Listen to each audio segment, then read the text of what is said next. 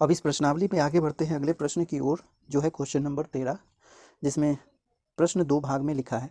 इसके पहले भाग में लिखा है किसी वृत्त के केंद्रीय कोण 90 डिग्री वाला एक त्रिज्यखंड काट लिया जाए तो वृत्त और कटे हुए भाग के क्षेत्रफलों का अनुपात क्या होगा। यानी क्वेश्चन नंबर 13 के पहले भाग में एक वृत्त की बात की जा रही है, ठीक ना। तो इस तरीके से एक वृत्त बना लेंगे। यहाँ पर एक वृत्त है इस तरीके का, ठीक। अब इसकी त्रिज्या तो बताई नहीं जा रही है ना, त्रिज्या नहीं बताई जा रही है, तो हम कंसीडर कर लेते हैं, ठीक ना। तो इसकी त्रिज्या को हम मान लेते हैं क्या चीज़, आर मान लेते हैं, ठीक। अब क्या है, आगे बताया जा रहा है कि इस वृत्त से 90 डिग्री के कोण वाला एक त्रिज्यखंड काट लिया जाता है। 90 डिग्री के कोण वाला एक त्रिज्यखंड, तो इस तरीके से एक त्रिज्यखंड हो जाएगा, ठीक ना, जो कि 90 डिग्री कोण के साथ होगा इस तरीके से, ठीक। इसे हम ओ मान लेंगे, इसे ए और इसे बी मान लेंगे, ठीक। तो प्रश्न में एक वृत्त की बात की जा रही है, तो एक वृत्त हो गया, फिर उसमें एक 90 डिग्री कोण वाला एक त्रिज्यखंड की बात की जा रही है, तो ए ओ बी वो त्रिज्यखंड हो जाएगा। तो हमें क्या करना है कि ये जो वृत्त है उसका क्षेत्रफल और ये जो त्रिज्यखंड काटा गया है उसके क्षेत्रफलों का अनुपात निकालना है, ठीक ना। तो कैसे निकालेंगे, यहाँ पर वृत्त का क्षेत्रफल लिखेंगे पहले। वृत्त का क्षेत्रफल कितना होगा, उसकी त्रिज्या को हम आर मान लिए हैं, ठीक ना। तो उसका क्षेत्रफल हो जाएगा पाई आर स्क्वायर, ठीक। अब क्या करना है कि इसके त्रिज्यखंड का क्षेत्रफल जिसका केंद्रीय कोण 90 डिग्री है उसका क्षेत्रफल निकालेंगे। तो अब और त्रिज्यखंड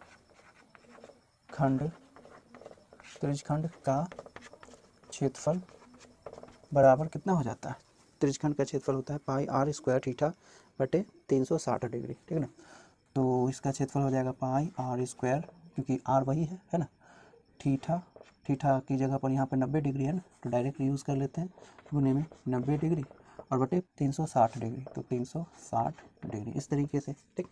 त्रिज्यखंड का क्षेत्रफल क्या होता है, पाई आर स्क्वायर थीटा, जो कि है यहाँ पर थीटा के बदले में 90 डिग्री और बटे 360 डिग्री, ठीक। तो 90 चौके कितना हो जाता है 360, ठीक। तो फाइनली क्या हो जाएगा, पाई आर स्क्वायर बटे 4, ठीक ना। तो हमें क्या करना है, वृत्त और त्रिज्यखंड के क्षेत्रफल का अनुपात निकालना है, ठीक ना। अतः वृत्त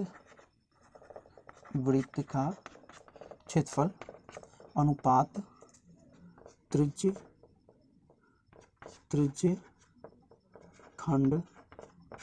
का क्षेत्रफल है ना, जो कि बराबर में लिखेंगे कितना, वृत्त का क्षेत्रफल इतना है, तो पाई आर स्क्वायर और बट्टे ये कितना हो जाएगा, पाई आर स्क्वायर और बट्टे में 4, ठीक। तो इसे सॉल्व करेंगे तो ये और ये कैंसिल हो जाएगा और यहाँ बचेगा 1/1/4, ठीक, इस तरीके से। तो यहाँ फाइनली हो जाएगा 4 और बट्टे में 1, इसीलिए अनुपात जो हो जाएगा वो 4:1 हो जाएगा, ठीक, इस तरीके। अतः वृत्त और त्रिज्यखंड के क्षेत्रफलों का अनुपात हो जाएगा कितना, 4:1, ठीक। चलिए अब इसी प्रकार से क्वेश्चन नंबर 13 के दूसरे भाग में लिखा है 6 सेंटीमीटर त्रिज्या वाली किसी वृत्ताकार चक्रिका से 2 त्रिज्यखंड निकाल लिए गए जिनके केंद्रीय कोण 120 डिग्री और 90 डिग्री हैं। दोनों त्रिज्यखंडों के क्षेत्रफलों का अनुपात लिखें। यानी यहाँ क्वेश्चन नंबर 13 के दूसरे भाग में एक वृत्ताकार चक्रिका की बात की जा रही है, ठीक ना। इस तरीके से वृत्ताकार चक्रिका है, ठीक। चक्रिका का मतलब इस तरीके का है, चक्रिका इस प्रकार से, इसमें कुछ स्पोक है, ठीक, इस तरीके से चक्रिका की बात की जा रही है, ठीक ना। तो इस चक्रिका में से क्या किया गया है कि केंद्रीय कोण 120 डिग्री वाला त्रिज्यखंड और केंद्रीय कोण 90 डिग्री वाला एक त्रिज्यखंड इसमें से निकाल लिया गया है। इस तरीके से हम यहाँ पर बना लेंगे। एक त्रिज्यखंड इस तरीके का होगा जिसका केंद्रीय कोण कितना है 90 डिग्री, ठीक ना। और एक इस तरीके का होगा, यहाँ पे बना लेंगे इस तरीके से, इस तरीके से एक त्रिज्यखंड होगा जिसका केंद्रीय कोण 120 डिग्री है, ठीक ना। तो इस चक्रिका में से केंद्रीय कोण 120 डिग्री और केंद्रीय कोण 90 डिग्री वाला दो त्रिज्यखंड अलग से निकाल लिया गया, इसमें से निकाल दिया गया। ठीक है, तो हमें क्या करना है, इन दोनों के क्षेत्रफलों का अनुपात बताना है। ठीक, तो यहाँ पर इसकी त्रिज्या जो बताई जा रही है वो 6 सेंटीमीटर है ना। यहाँ पर लिखेंगे चूँकि वृत्त की त्रिज्या जो है जिसे हम r मान लेंगे वो है 6 सेंटीमीटर है ना। तो क्या करना है कि पहले तो हमें इसका क्षेत्रफल निकालना है, इसके क्षेत्रफल को हम a1 मान लेते हैं और इसके क्षेत्रफल को a2। ठीक, तो यहाँ पर लिखेंगे अतः a1 अनुपात a2, तो a1 बटे a2 हो जाएगा है ना। तो a1 क्योंकि दोनों के दोनों त्रिज्यखंड है इसीलिए इसका क्षेत्रफल क्या हो जाएगा, इसका क्षेत्रफल हो जाएगा पाई आर स्क्वायर 120 थीटा बटे 360 डिग्री होता है, तो थीटा यहाँ पर इसके लिए कितना है 120 डिग्री बटे में कितना 360 हो जाना है। ठीक, और इसके लिए जो हो जाएगा पाई आर स्क्वायर और थीटा यहाँ पर 90 डिग्री है, तो 90 डिग्री बटे में 360 डिग्री इस तरीके से।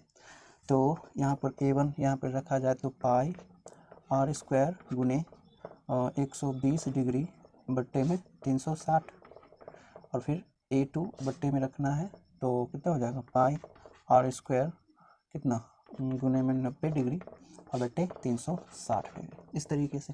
तो इसे सॉल्व किया जाए क्या होगा, ये भी हर में है, इतना बटे इतना, इतना बटे इतना, तो ये कैंसिल हो जाएगा। ठीक ना, ये भी अंश में है और ये भी अंश में है तो ये भी कैंसिल हो जाएगा। फाइनली बचेगा क्या, यहाँ पर बचेगा 120 डिग्री बट्टे 90 डिग्री। अब इसमें भी कैंसिल होगा ये और ये। ठीक, और 3 तिया 9 होता है और 4 तिया 12 हो जाता है। अतः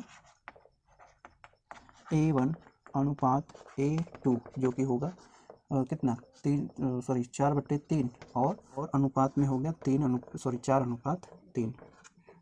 तो दोनों त्रिज्यखंडों के क्षेत्रफलों का अनुपात हो जाएगा कितना 4 अनुपात 3। ठीक, इसी प्रकार से प्रश्नावली 1 का अगला प्रश्न है क्वेश्चन नंबर 14। इस क्वेश्चन नंबर 14 में लिखा है एक पहिए का व्यास 4 मीटर है तो 400 चक्कर में यह कितनी दूरी तय करेगा। इसमें विकल्प भी दिया गया है, ए में लिखा है 1600 मीटर, बी में है 800 मीटर, सी में 1600 पाई मीटर और डी में है 800 पाई मीटर। तो क्वेश्चन नंबर 14 में एक पहिए की बात की जा रही है, पहिया जो कि एक वृत्त के आकार का ही होता है और उसका व्यास है 4 मीटर। ठीक, इस तरीके से हम पहिया बना सकते हैं। इस तरीके से एक पहिया है और इसका व्यास है, ये केंद्र मान लेते हैं, व्यास है 4 मीटर। ठीक, तो यहाँ पर हमें बताना है कि यह पहिया 400 चक्करों में कितनी दूरी तय करेगा। ठीक, तो इसे सॉल्व करने के लिए हमें यह मालूम होनी चाहिए कि पहले एक चक्कर में ये कितनी दूरी तय करेगा। ठीक ना, एक चक्कर में ये कितनी दूरी तय करेगा। तो यहाँ पर जो दिया गया है उसे हम लिख लेते हैं यहाँ पर पहिए का व्यास, पहिए का व्यास जिसे हम डी मान लेंगे जो कि है कितना 4 पाई ना, 4 पाई कह रहा हूँ 4 मीटर। ठीक ना, पहिए का व्यास हो गया 4 मीटर। ठीक, तो ये 400 चक्करों में कितनी दूरी तय करेगा हमें ये बतानी है। ठीक, तो एक चक्कर में कितनी दूरी तय करेगा, एक चक्कर का मतलब कैसे, यहाँ से अगर चलना शुरू करें तो पूरा का पूरा घूम जाएगा तो एक चक्कर होगा ना, तो कितनी दूरी होगा एक चक्कर जब घूम जाएगा। जैसे कि मान लेते हैं क्या है, एक कोई वृत्ताकार डब्बा ले लेते हैं, ये ठीक है, ठीक ना, तो ये डब्बा है, ये वृत्ताकार कोई चीज़ है। ठीक, तो एक चक्कर में जब घूमेगा तो ये अपने परिधि के बराबर घूमेगा है ना, यानी एक चक्कर में ये जो दूरी तय करेगा अपने परिधि के बराबर दूरी तय करेगा। ठीक, तो कोई भी पहिया जो होता है एक चक्कर में परिधि के बराबर दूरी तय करता है। ठीक, इसीलिए लिखेंगे चूँकि एक चक्कर में तय की गई दूरी बराबर कितना पहिए की परिधि। ठीक ना, इस तरीके से एक चक्कर में तय की गई दूरी बराबर पहिए की परिधि है ना। और पहिए की परिधि क्योंकि व्यास ये दिया गया है तो पहिए की परिधि क्या हो जाएगी पाई और डी है ना। व्यास के आधार पर वृत्त की परिधि, यानी पहिया तो वृत्त आकार है ना, इसलिए वृत्त की परिधि कितनी हो जाती है पाई डी है ना। यहाँ त्रिज्या के आधार पर वृत्त की परिधि होती है 2 पाई आर, लेकिन व्यास के आधार पर पाई डी है ना। तो एक चक्कर में तय की गई दूरी पहिए की परिधि के बराबर होगी और जो कि होगी पाई डी। अतः 400 चक्करों में तय की गई दूरी बराबर कितना 400 और गुने पाई डी, इस प्रकार से, ठीक ना। तो 400 तो 400 है, पाई को भी रहने देंगे और डी की जगह पर ये 4 गुने में 4 मीटर है ना। तो 4 चौके 16 हो जाता है, तो 1600 पाई मीटर, ठीक। तो 400 चक्करों में यह पहिया कितना दूरी तय करेगा 1600 पाई मीटर, ठीक। तो आंसर कौन सा हो गया 1600 पाई मीटर और इसमें सही विकल्प हो गया सी 1600 पाई मीटर।